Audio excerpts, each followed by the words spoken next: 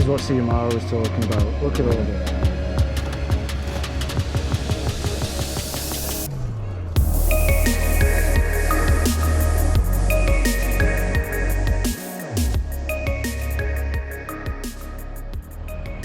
Welcome back.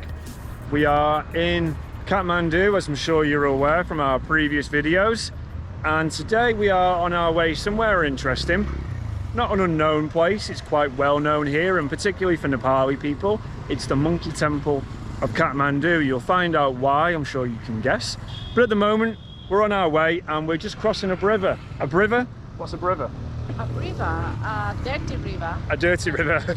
Yeah, it's a different scene for us, but you know, we don't want to keep highlighting bad things here, but this is the reality, and I'm well aware also that for people from Kathmandu, these are also issues for local people. So I think it's right to highlight them, not just show the glitz and glamour and the awe of Kathmandu, but show the reality for people who actually live here. And this is it. So this is a river that we're crossing on the way to the temple, and as you can see, it's absolutely littered with filth. I see a guy over here, he's doing some building work and he's just throwing stuff in the river. It's at first glance you can see that these people don't care about their environment, but I don't think that's true for at least the majority. I think it's possibly just an issue with waste management and not having the proper services to get rid of stuff. But it's a real shame. This is a country of pure beauty, and yeah, it's just littered with filth. Real shame.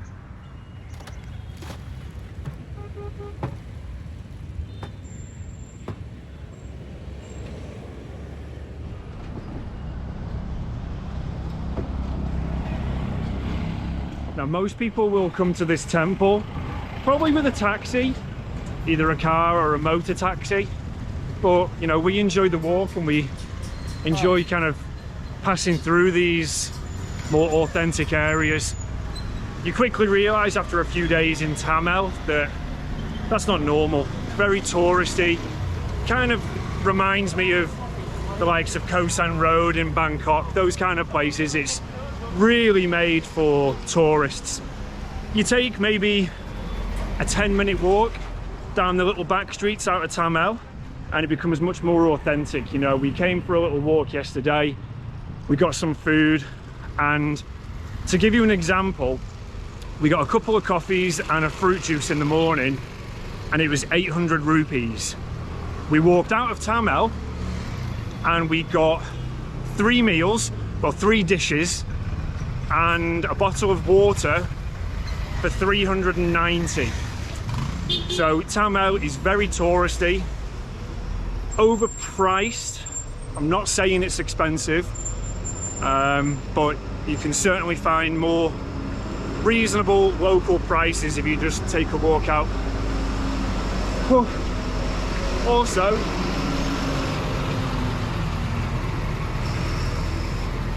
the temple that we're going to happens to be up on a hill. Kathmandu here is about 1,600 meters in altitude, and as soon as you kind of do any vigorous exercise, you do feel it. It's harder to catch your breath. But yeah, you're starting to see now, this is nothing like Thamel. I prefer these environments for sure.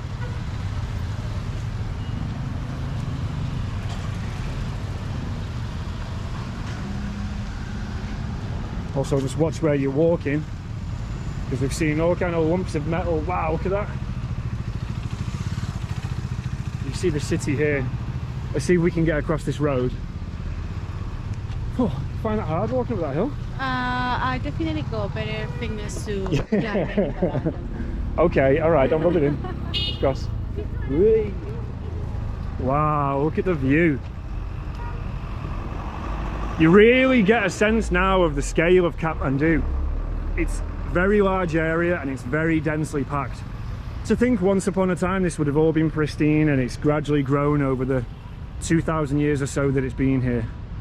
Very impressive. I would love to see this from a drone, but number one, we don't have a drone, and number two, they don't allow them here anyway, so... They don't allow them here? No, you're not allowed them here, unless you've got special permits. Right. Yeah, that's incredible.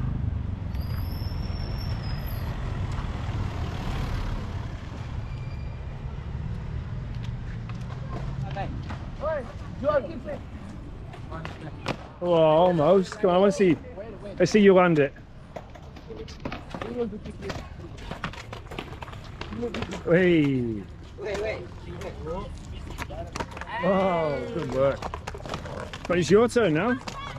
Your go. You instigated this now. Nice. We came on the way. We see these kids who are throwing like bangers. You were throwing bangers, right? Like the fireworks. The bang, bang, bang. No. No? The things that like, what was the? You can see there. What are these? Those What are they? It's Nepali called Poteka. Ah, what is it for? What? What is it for? What do you do it for? In Tihar. Okay. Blast in Tihar. Right.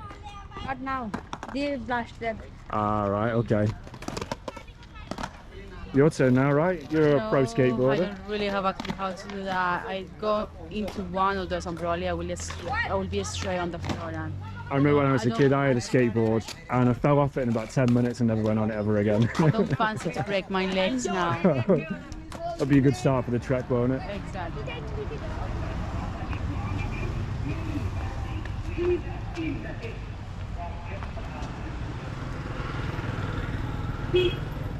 Green beans.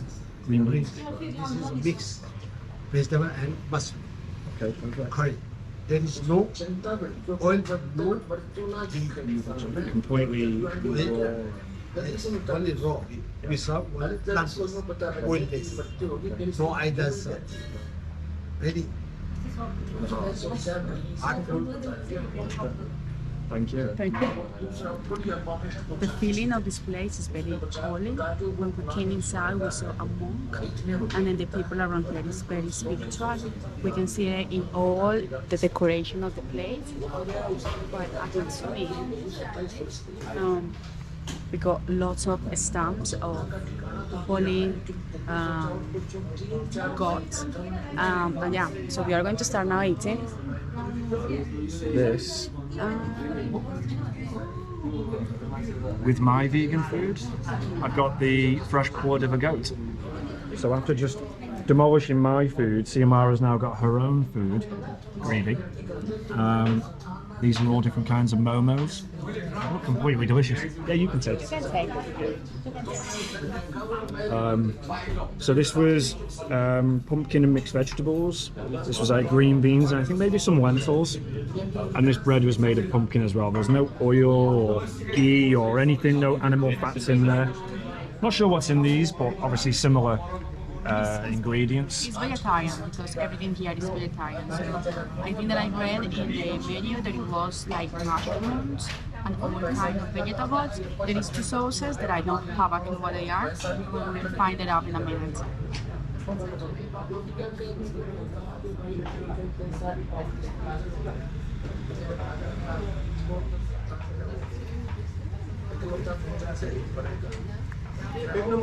Are so good.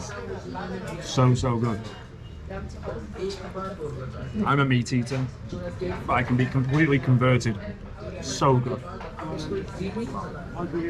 530. watermelon juice. It should be the Thank you right very one. much.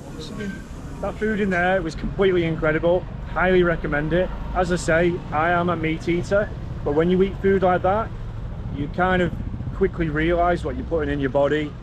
It is important, and the food in there was very clean. I feel nice now. Do you feel good? I'm feeling amazing. It was no oil on the meat, on the food, and it was seriously the best restaurant so far in this country.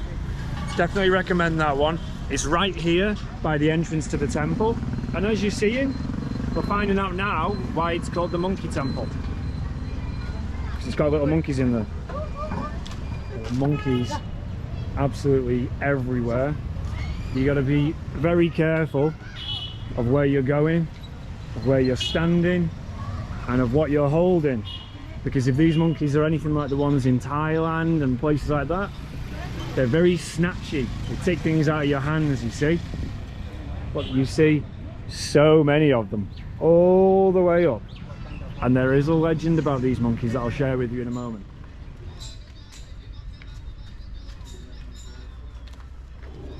totally puffing now. Making our way up the 365 steps. That doesn't sound a lot, but really feeling the difference in the altitude here compared to Madrid now. Obviously this is nothing compared to the mountains. I know I don't want to say that we're in the mountains, but you definitely feel that it's much harder going when you're exerting yourself. You're puffing as well now, saying that you were more fit than me earlier on. This is quite concerning because we're going to do all this trekking. There is going to be up to 5,400 meters of altitude, and then this is only 365 stairs, and we are already with our heart out, and we are not even carrying with us our backpacks. So imagine what it's going to be. It is going to be a very fun experience. Yeah, oh my. Hello, namaste. Namaste. So you see our journey on the way up, it definitely gets steeper. Maybe that's where the name Stupa comes from.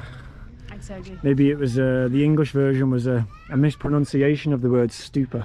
Those ones looks even more Steep. inclined. This entrance, the walk up, it's very impressive, but a little bit annoying because you just get hounded the whole way up. People mithering. Some guy got really aggressive with Siamara because she didn't want a guide. People trying to sell stuff. So focus your eyes, go straight ahead. Don't engage because you're just encouraging it. This is really hard work.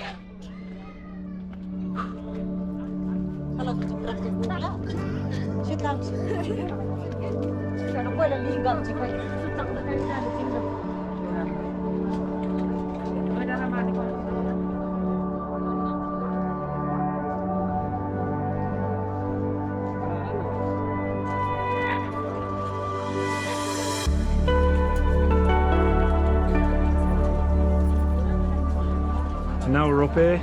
It's definitely a bit of a job to kind of navigate because there's lots of people taking photos, so you're constantly feeling like you're in someone's way. But the views are astounding. You get a full panoramic view of the city, and yeah, how do you like it? Yeah, I'm loving it. This is very beautiful, it's very holy, and obviously a very touristic place. This is full of people everywhere taking lots of pictures. There is lots of shops where they are selling these souvenirs for people when they come here. But yeah, the view is amazing. The only thing that I would say is that maybe they could keep it a little bit cleaner. In the outside, when we were watching all the beautiful valley landscape, in the other side of the barrier, there were like a lots of rubbish, and then when you get close to there, it smells a little bit. But a part of that is a beautiful place. There is lots of temples, and obviously it's a very holy place.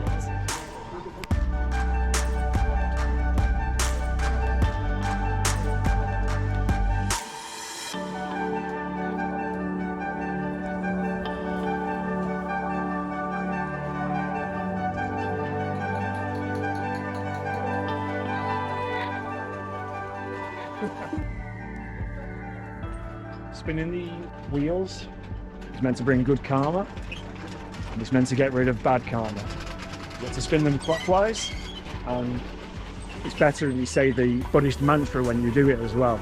I don't know what that is because I'm not a Buddhist, but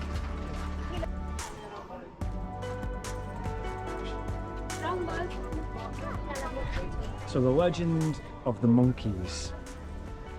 It's said that Kathmandu Valley was once a great lake, and in that lake was a lotus flower. A Buddha Vista, a deity, Manjushri, visited Kathmandu, and he cut a great gorge in the mountains with his sword.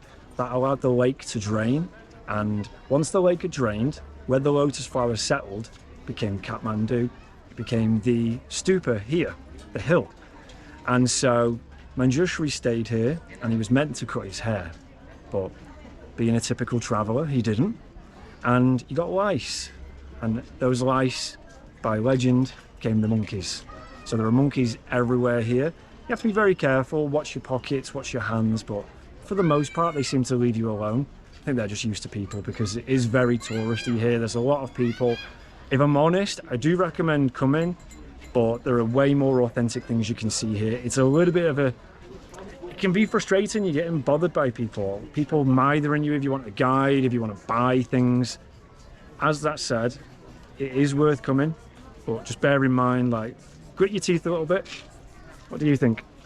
Yeah, it is worth it coming. Also, you need to know that if you want to come inside of this temple, you need to pay a fee, and the fee is 200 rupees. It's not as expensive as the money that we pay to go to the Darbar Square, but you have to pay for all these symbolic places.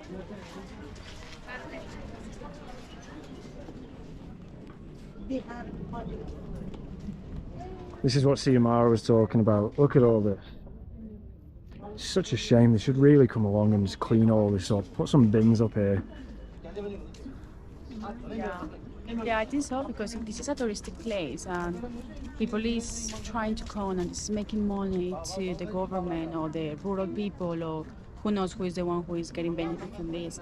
At least try to keep this clean so the tourists have something nice to see.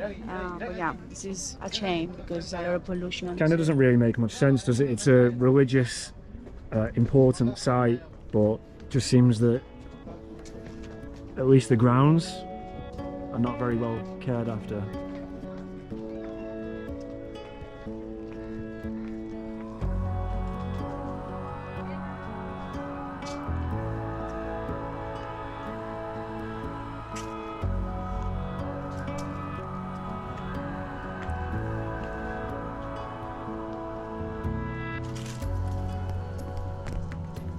This back part is much nicer.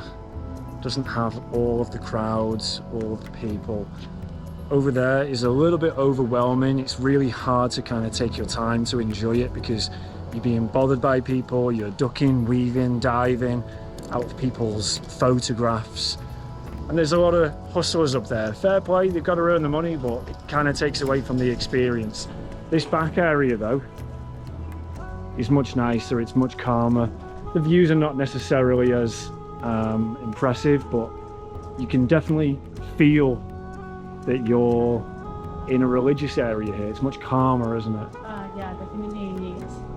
Much nicer. With lots of dogs around here.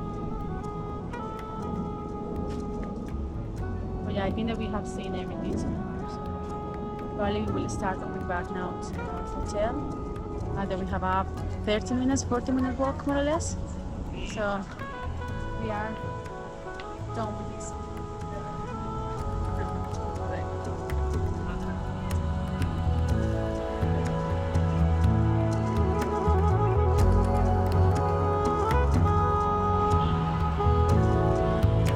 In these countries, it's always the case that you do not drink the tap water.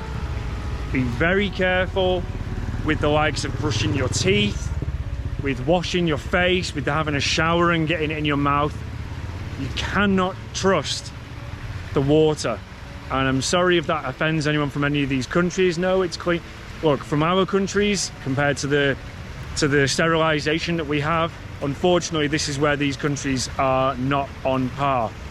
We've actually just seen from this river a little bit further down some wagons collecting water. Now, we don't know what they use that for, but I imagine that at some point that's going to get back in the system, whether it be in bottles, whether it be in used for utilities or something, I don't know. But take that, you know, just you're brushing your teeth, anything, use bottled water. Like, this is pollution on another level. Like, it's really not taken care of, and to think that water's being collected from here is actually pretty scary. I'm sure there's all kinds of diseases and everything in this water. Although Siamara's bathwater, you'd never know.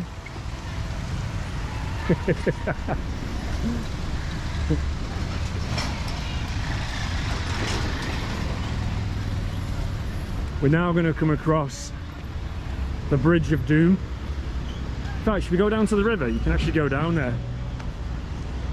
You can go down to the river and take a look, and let's see if this guy... Oh, no, he's not. No, he's not. No, he's not. He's walking in the hands with it. Come down and take a look, and you'll get an idea. Oh, boy. You see pretty wild, really. I hate to think of, you know, people being in a situation where they have to use it. Namaste.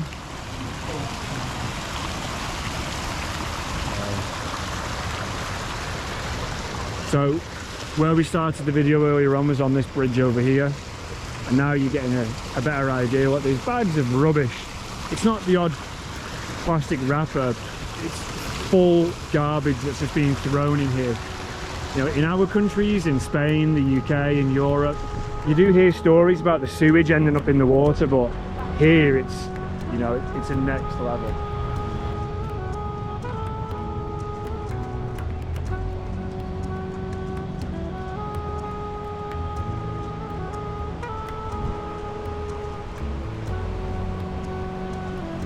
Yeah, I don't really need to say more about this, do I?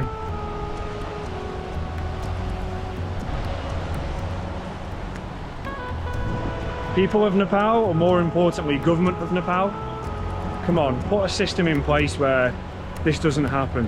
Education and the proper utilities and collection of waste and things, because that's not okay.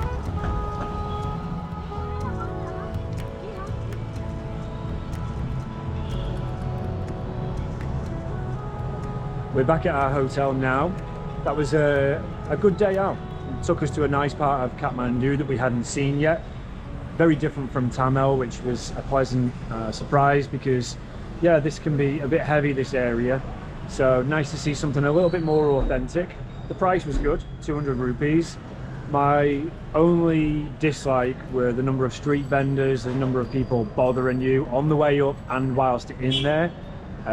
It's a little unnecessary, it's frustrating, but I get it, people are going to earn a living. But yeah, for a religious monument, they could do with keeping the outside a little bit cleaner and just cutting down on the people bothering you. Like I say, the guy that was talking to Swayambhunath was quite aggressive. But anyway, yeah, do recommend it. Some nice views of the city, some interesting history. As you can see, we're in Chaos Centre. This seems to be the busy time now. I'll show you our hotel room. This is where we are. Swayambhunath semi-redeemed herself because this place, it's comfortable, it's nice, it's in a good location, but as modern day travelers, and you're watching this YouTube video through the power of the internet, one thing which unfortunately we require is a good Wi-Fi connection. And right now, and yesterday, what have we not had? Internet. The internet only worked for a couple of hours and then it stopped working again. So yeah, this has not been the most pleasant experience. I haven't done my job right 100% yet, but hopefully in the next one I will get it. I will get it done. I hope so. But she's, as I say, semi-redeemed herself from the last one, which, to be fair, I think certain animals wouldn't go there, despite the name of the video, the Rat Poo Hotel. Check it out if you've not seen it. But yeah, this room is fine. How much was this per night? We paid 10 pounds per night, so in total was 33 because they charge some extra charges, some taxes in doing all these transactions. But it's a really good hotel. The bed is really comfy. We got a nice bathroom with hot water. We got coffee and tea, and then we got a nice TV, aircon. We got some wardrobes also to save our things, and then we got obviously our beautiful terrace where we can see all the people walking around. And yeah, we can't complain. It's a good place to stay. So on that note, in the good place to stay, we're going to catch you in the next one. We're not sure what we're doing yet. We're going to have a few more adventures here in Kathmandu. As I say, we're traveling slow. We're here for 3 months. Want to see it properly. But yeah, catch you in the next one. Check out our previous videos if you've not seen those. And welcome to the Wonder Life. See you later.